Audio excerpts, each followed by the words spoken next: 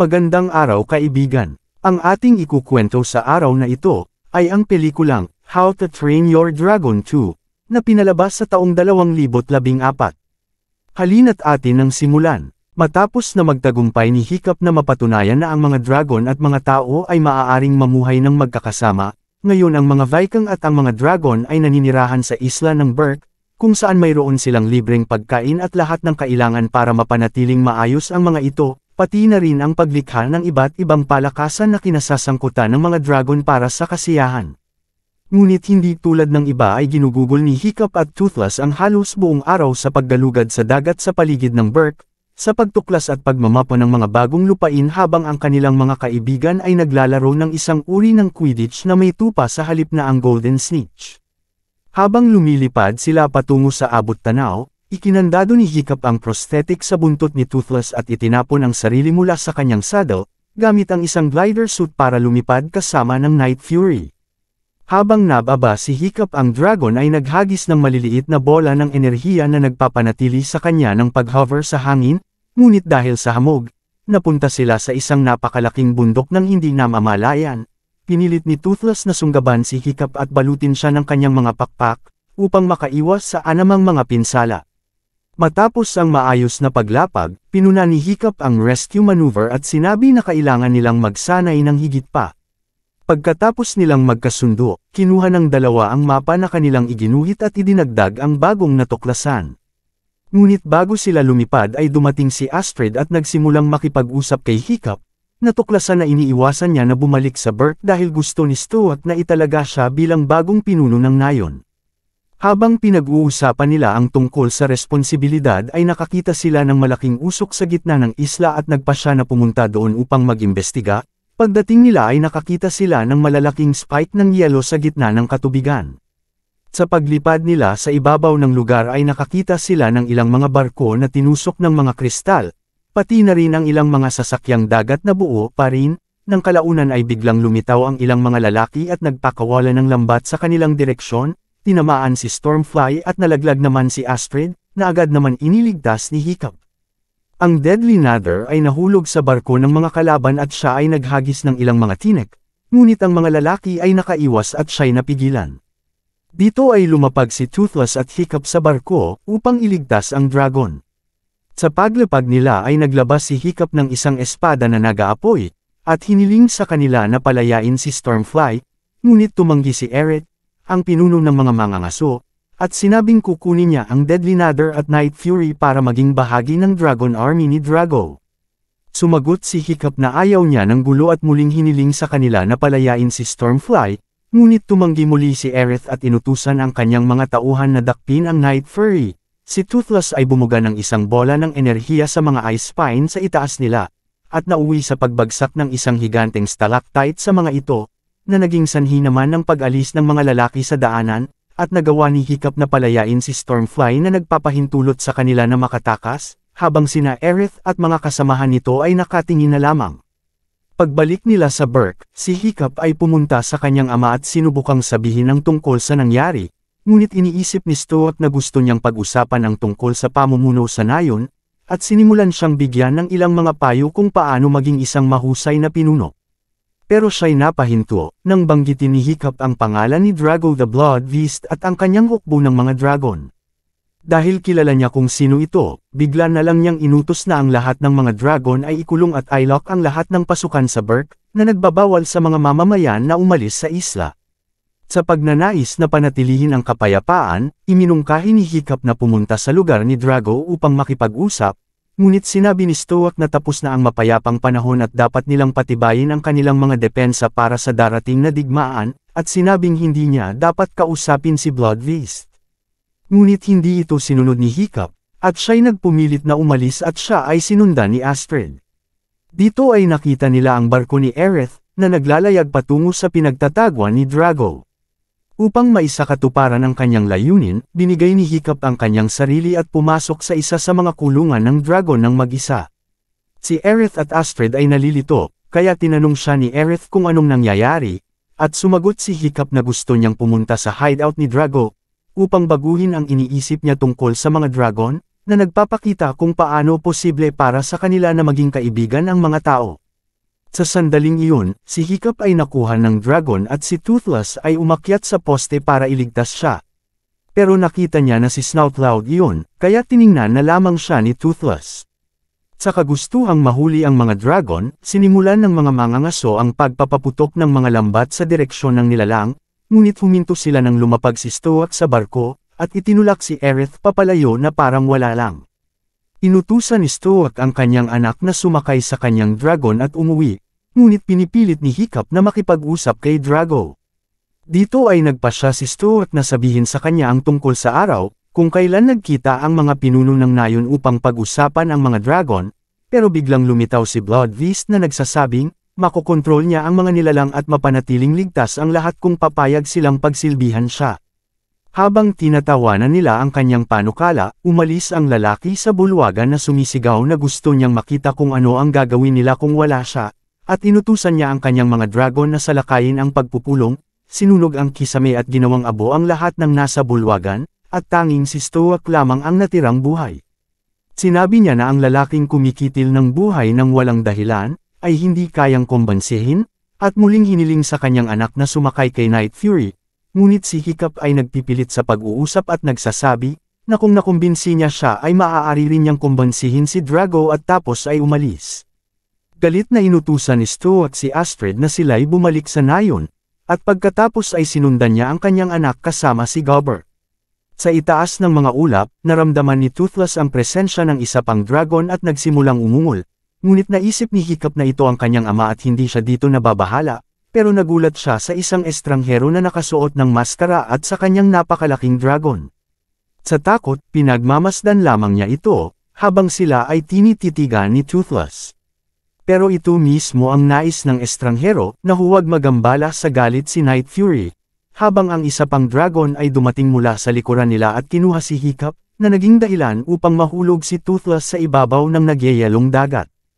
Ngayon siya ay desperado na lumipad para iligtas ang kanyang kaibigan, ngunit dahil hindi nakalok ang prosthesis sa kanyang buntot ay hindi siya makaalis sa tubig at pinagmamasdan na lamang si Hiccup habang lumalayo, at hindi niya namamalayan ang mga 12 ng mga sea dragon sa ilalim niya.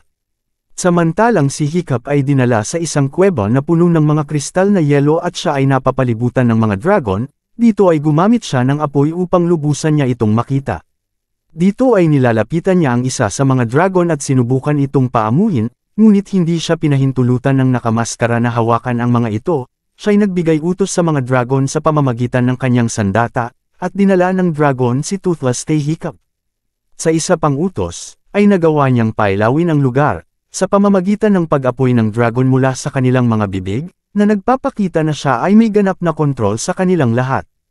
Lumapit ang nakamaskara kay Toothless at nagawang niyang itong mapahiga at himasin, na iniwang lubos na natulala si Night Fury habang papalapit siya kay Hiccup. Sa malapitan ay napansin niya ang tanda ng kanyang anak, at agad niya itong nakilala, kaya tinanggal niya ang kanyang maskara at ipinakilala ang kanyang sarili na siya ang kanyang ina. Dahil sa pagkamangha, sinimula ni Hiccup na sundan ang babae, habang siya'y nagtatanong tungkol sa nangyari sa kanya, sa nakalipas na 20 taon. Pero hindi siya pinapansin sa lahat ng kanyang sinasabi at dinala siya sa gitna ng kuweba, kung saan naruroon ang libo-libong dragon na nailigtas niya noong panahon na nasa labas siya ng Berk. Dahil sa kagustuhang malaman ang higit pa tungkol sa kanyang anak, siya ay nagtanong kung paano niya nakilala ang Night Fury at sinabi ni Hiccup ang kanyang kwento, pati na rin ang pakikipag-usap tungkol sa lahat ng mga pagbabago na nangyari sa Berk na may kaugnayan sa mga dragon. Siya ay hindi makapaniwala na sinabi na imposible iyon at ikinwento ang tungkol sa araw na umalis siya, na sinubukan niyang ipagtanggol ang nayon mula sa isang pag-atake, nang makita niya ang isang dragon na pumasok sa kanyang bahay, kung saan nag-iisa ang maliit na Hiccup. Upang ipagtanggol ang kanyang anak, kinuha ni Volca ang palakol at tumakbo patungo sa halimaw, ngunit nang siya'y dumating, nakita niya ang dragon na nakikipaglaro sa kanyang anak na nasa duyan, pinaniniwalaan niyang posibleng mamuhay ng payapa, kasama ang mga lumilipad na nilalang. Dahil sa pagkamangha ay tinitigan niya ang dragon na mukhang namang maamo. Subalit iyon ay natigil nang dumating si Stoat, at sinubukang patayin ang dragon. Sa nasusunog na bahay, si Stoat ay dumaan sa apoy upang iligtas ang kanyang anak, ngunit naiwan si Volca na mag-isa kasama ang nilalang. Siya ay nagustuhan ng dragon, kaya kinuha siya upang makasama nila. Na malayo sa sibilisasyon at tulungan siya sa kanyang misyon na iligtas ang mga dragon na nangangailangan ng tulong. Pagkatapos magkwento ay ipinakita ni Volca ang pugad na pinamumunuan ng Alpha, isang napakabihirang uri ng hayop na kayang mag-utos ng libo-libong mga dragon, maliban sa mga batang dragon na hindi sumusunod sa kanino man. Sa sobrang lamig ng hininga nito ay nagtayo ng pugad ang nilalang sa loob ng kuweba, na nagsisilbing kanlungan para kay Volca at sa iba pang mga dragon. Dahil nagugutom ang mga dragon ay nagpasya si Volca na turuan ang kanyang anak kung paano pakainin ang kawan, at sila'y dinala sa gitna ng karagatan, kung saan nilamon ng Alpha ang maraming isda at iniluwa ito sa ere, upang ang lahat ng dragon ay makakain. Ang mag-ina ay maghapong magkasama at nagpasya si Hiccup na samantalahin ang biyahe sa hapon para ipakita ang kanyang glider, na nakalok ang prosthetic ni Toothless at tumalon mula sa saddle. Habang lumilipad sa himpapawid, muling humarap ang binata sa isang bato at napilitang sunggaban siya ni Night Fury sa huling segundo, gamit ang kanyang katawan bilang isang kalasag habang nahuhulog sila sa malambot na nyebe. Pagkatapos maglanding, si Volca ay nananatiling malapit sa kanyang anak at humihingi ng paumanhin sa hindi pananatili sa tabi nito sa mga nakaraang taon, ngunit ipinangako ang kanyang sarili, na mula ngayon ay makikipagtulungan sa kanya upang ibahagi ang lahat ng kaalaman na natamo niya sa nakalipas na 20 taon. Pagkatapos ay binigyan niya ng masahe si Night Fury, dahilan upang lumitaw ang kanyang dorsal side, na magpapadali sa pagliko at pagbutihin pa ang pagmamanyubra. Nasa sabik na sinabi ni Hiccup na maaari na silang dalawa na pumunta at makipag-usap kay Drago ng magkasama, ngunit inulit ni Volca ang sinabi sa kanya ni Stuart, na imposible na makipag-usap sa mga kumikitil ng buhay ng walang dahilan. Sa hindi kalayuan, nakita ni Stuart ang maskara ni Hiccup sa nagyayalong tubig at kanyang pinaamoy ito sa dragon, na sinundan ang amoy ni Hiccup hanggang sa kuweba.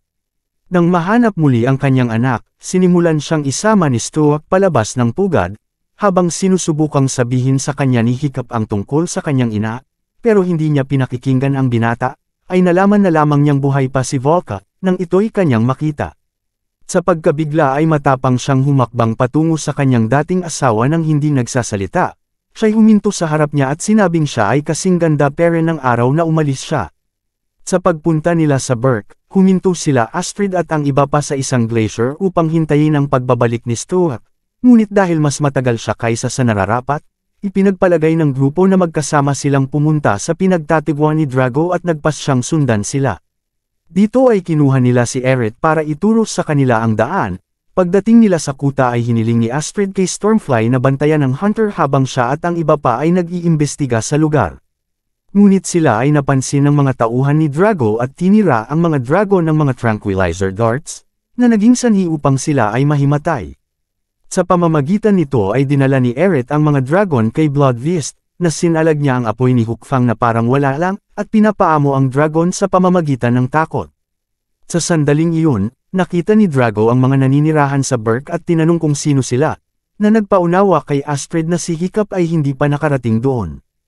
Sinubukan niyang takutin ang kalaban sa pagsasabi na sila ay higit sa 100, na puno ang isla ng mga Dragon Rider at madali lang sila nitong mahahanap, na sinabi rin na kung sila ay sasaktan, si Hiccup na isang Dragon Master ay darating upang durugan silang lahat. Dahil dito siya ay nagalit, na sa kanyang pagkakaalam ay nag-iisa lamang siyang Dragon Master. Agad niyang pinag-utos na itigil ang kanilang paghahanda at sinabing sila'y lulusob sa kampo ng mga Dragon Rider. At tatalunan nila ang mga Alpha, pagkatapos ay sasakupan nila ang Berk. Pinag-utos din niya na patayin sila Eret at ang mga kaibigan ni Hiccup, ngunit si Eret ay lumaban at nagpasya na tulungan sila Astrid. Pinatumba niya ang mga tauhan ni Drago at pinalaya niya ang lahat ng mga bilanggo, kabilang na ang mga dragon. Sa kuweba, si Volca at si Stuart ay nagkakaroon ng kanilang romantikong pagkikita, nang dumating si Drago at nagsimula ng digmaan.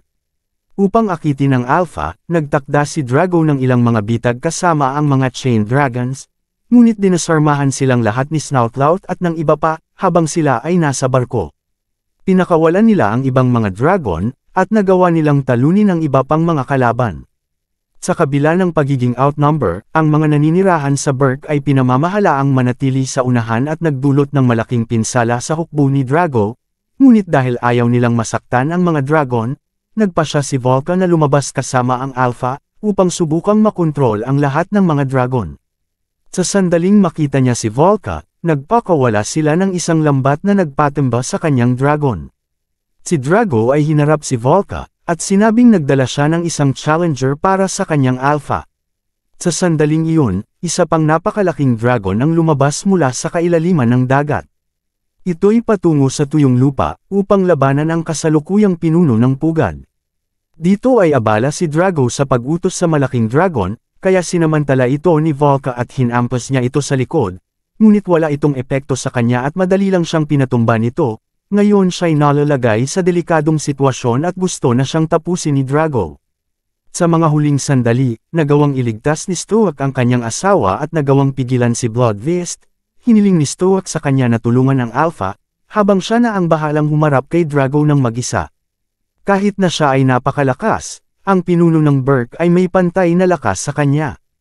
Nagawa niya itong masuntok ng sunod-sunod, hanggang siya ay nahampas ng isang sibat at napatalsik sa malayo.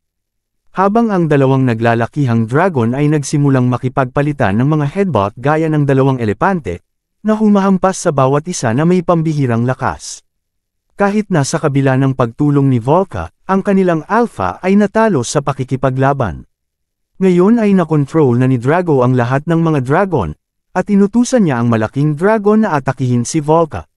Dito ay tinamaan ang buntot ng dragon ni Volca, kaya nagsimula siyang mahulog.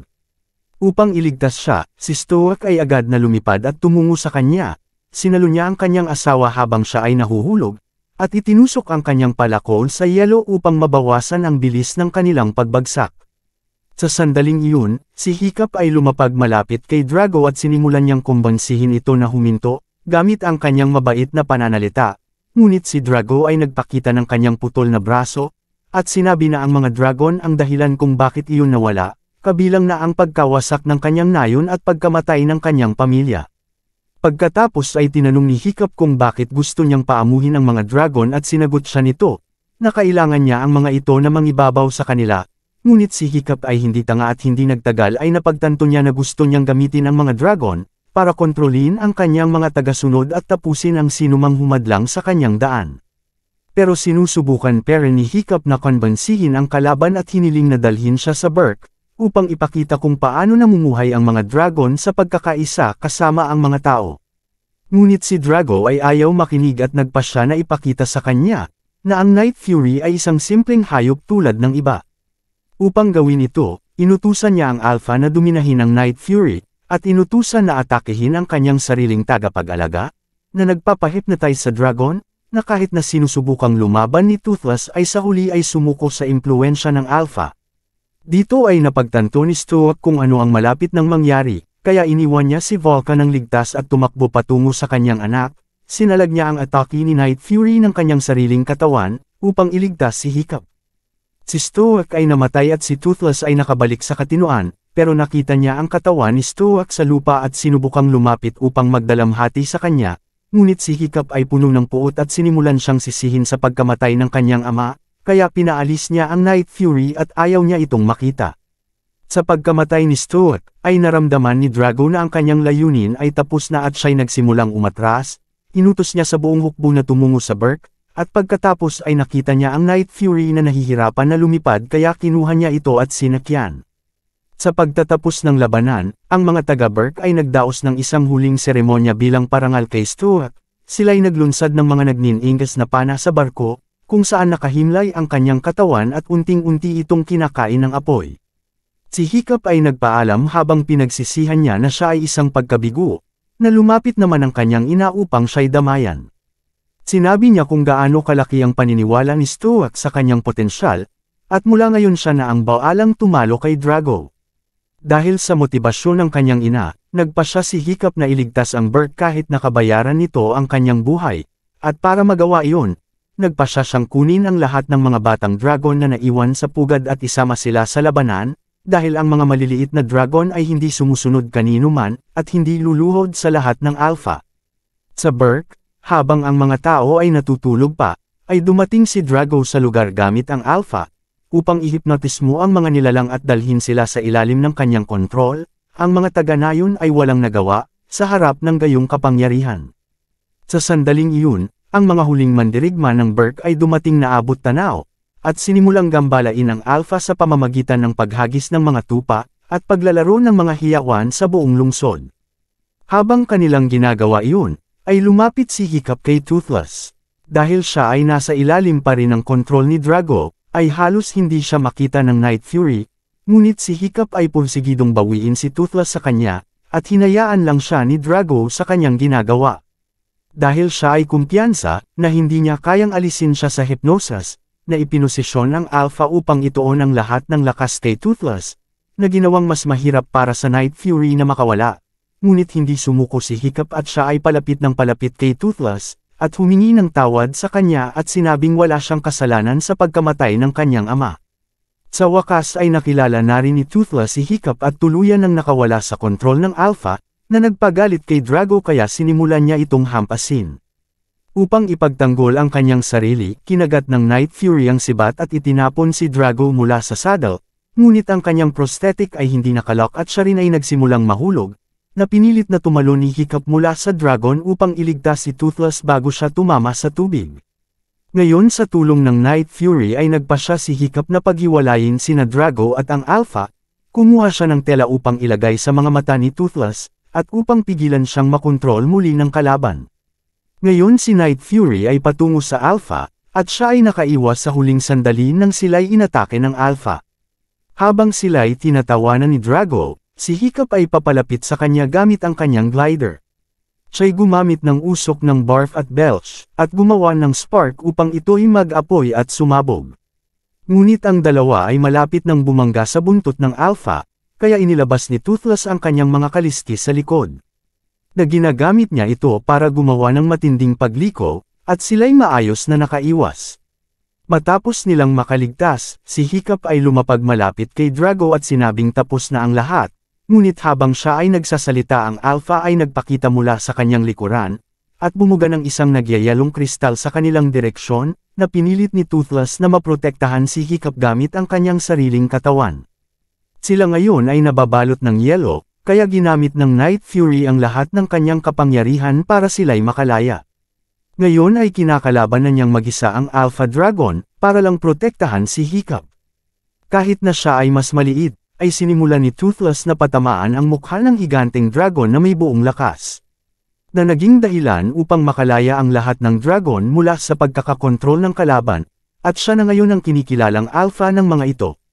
Sa tulong nila ay patuloy nilang tinira sa mukha ang malaking dragon, at ang Night Fury ay nagawang mabali ang kanyang pangtusok, dahilan upang siya ay mapa-atras sa laban, at nakasama niya si Drago habang siya'y lumulubog sa karagatan.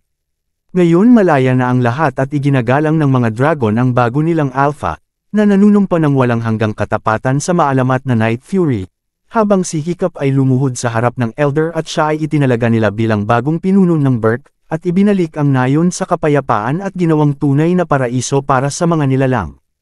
At dito na po nagtatapos ang ating kwento. Kaya kung nagustuhan mo ang aking Tagalog movie recap ay paki-like naman at paki-click na rin ang subscribe button. Huwag mo na rin kalimutan na mag-iwan ng mensahe upang masuportahan ang aking channel. Maraming salamat po.